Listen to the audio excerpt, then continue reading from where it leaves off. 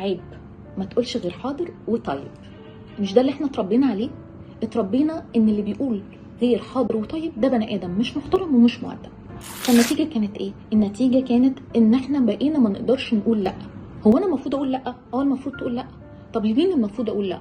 المفروض اقول لا لاي شخص بيطلب مني اي طلب ضد مبادئي مثلا، فده لازم اقول له لا. المفروض اقول لا لاي شخص يستغلني ما اتكسفش منه. في ناس بتتكسف من الاستغلال، بتتكسف تقول لا للاستغلال.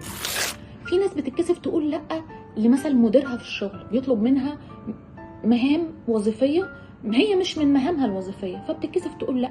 وفي ناس بتتكسف تقول لا عشان بتحس ان كلمه لا فيها قسوه.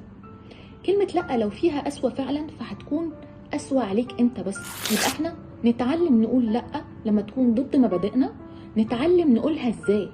نقول لا بالطريقه الاولى ببساطه جدا وباحترام. لا يكفي ان انت تقول انا اسف مش هقدر، ودي ابسط الطرق واسرعها. ليه؟ لانك بتمشي في الخط المستقيم وده ابسط الطرق.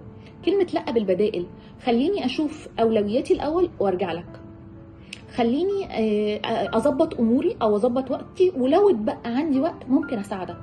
السر بيكمن في حاجه بسيطه جدا جدا، هي انك تفكر كويس قوي او تعرف السر في الادراك. ادراك ايه؟ ادراك ان كلمه لا دي هي حمايه ليك. وكلمه لا مش معناها رفض للشخص الاخر، لا، انا بحمي نفسي، بحمي حدودي، بحمي قدرتي، وبوفر وقتي اللي كان الناس بيستخدموه او مالي او حاجات تانية كتير. في ناس بتتكسف اصلا انها تقول لا لو حد جه طلب منها فلوس بتتكسف. فالنهارده احنا علشان نتعلم الجراءة في ان احنا نقول لا ببساطة.